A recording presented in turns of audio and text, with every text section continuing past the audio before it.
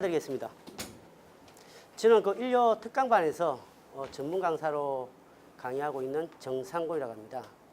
저 같은 경우는 이렇게 시험이 끝나면 이게 문제 분석을 가장 먼저 시작하면서 다음 시험을 준비하는데, 이번에도 한번 문제 분석을 해봤더니 조금 전에도 말씀드렸지만은 거의 한 70%가 기출문제에서 이렇게 나왔다는 게 또 분석이 되더라고요. 조금 응용이 됐지만은 그런 부분에 대해서 여러분 또 준비하실 때 꼭 기출문제가 어디서 얼마큼 나왔는지, 그리고 이번 시험에는 또 얼마큼 나왔는지, 그런 부분을 한번 분석하면서 공부를 한 게 시간 단축이 굉장히 좋을 것 같습니다.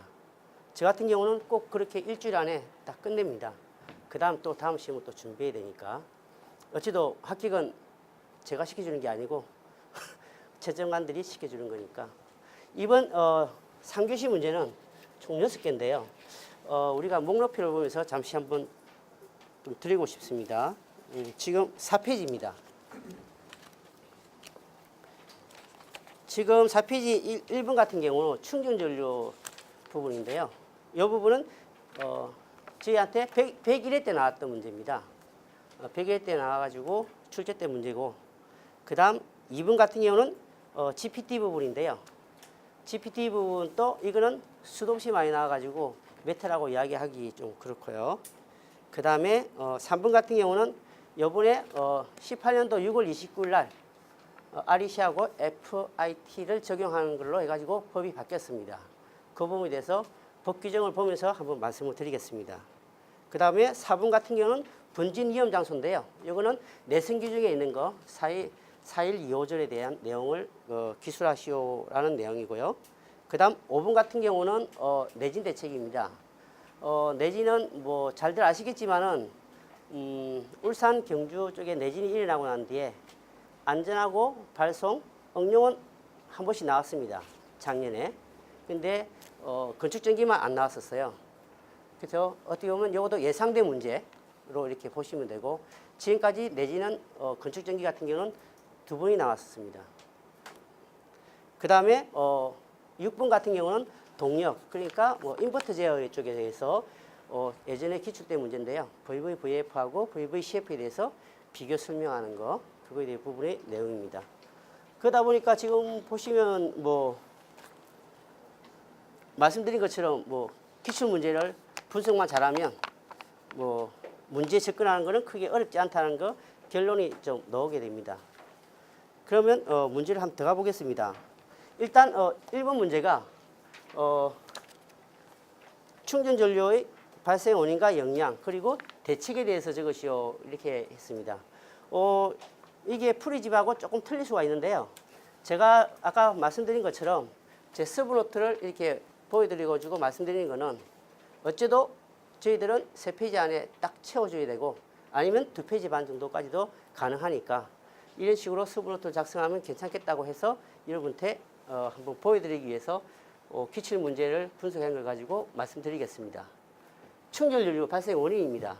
모든 문제는 보실 때 원인, 문제점, 대책으로 이렇게 모든 것을 판가름해 가지고 준비를 하셔야 됩니다. 모든 문제 접근 방법은 항상 의문을 가져야 됩니다. 뭐가 문제지? 왜 생기지? 그리고 그에 대한 대책은 뭘까? 이렇게 방법으로 모든 것을 정리해 나가면 나중에 정리하는데 굉장히 수월할 겁니다. 충전전류 원인입니다. 아무래도 케이블 같은 경우는 R과 L 성분으로 집합되어 있습니다. 특히 교류 같은 경우는. 그렇지만 이 C 부분이 정전 용량 때문에 이런 문제가 생기는데요. 이분은 장거리 선로에 대해서 문제가 생깁니다. D 부분이 지금 이야기하는 게 승강거리입니다. 즉 가공선로 같은 경우는 승강거리가 넓죠. 지중선로 같은 경우는 붙어서 가잖아요. 전력 같은데. 그러다 보니까 이렇게 30에서 40배 정도가 더 크게 됩니다. 그래서 이 부분이 어떤 문제점이 생기는가를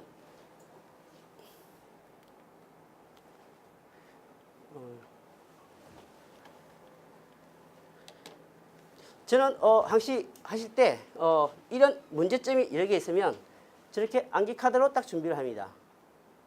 저는 이게 5개면 다 이 문제는 끝납니다. 이런 문제를 보실 때 이런 식으로 시험장에서 생각이 잘 안 납니다. 패자기에 보여 5장만 있으면 딱 끝나게 됩니다.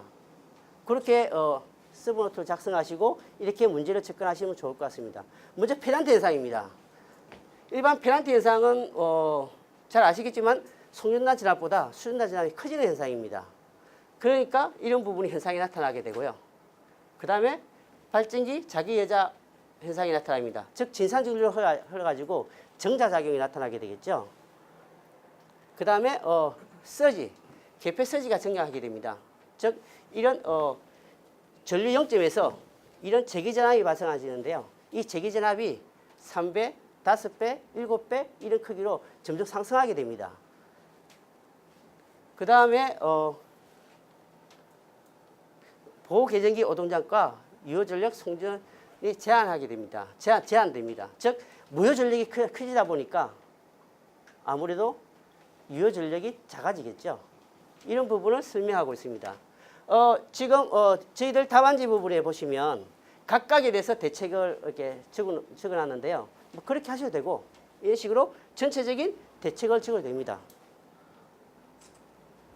조중동 자리 유지, 동기조상기 설치합니다. 지상 운전을 하게 됩니다.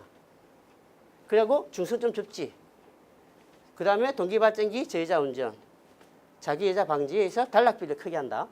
이런 블로 리액터를 설치한다. 시성분을 줄이기 위해서 블로 리액터를 설치하고요. 그 다음에 우리가 요즘 이슈가 되고 있는 이런 유연성전, 직류성전 이런 부분을 이야기하고 있습니다. 이런 문제가 왜 나왔겠습니까? 를 생각을 좀 해봐야 되는데요.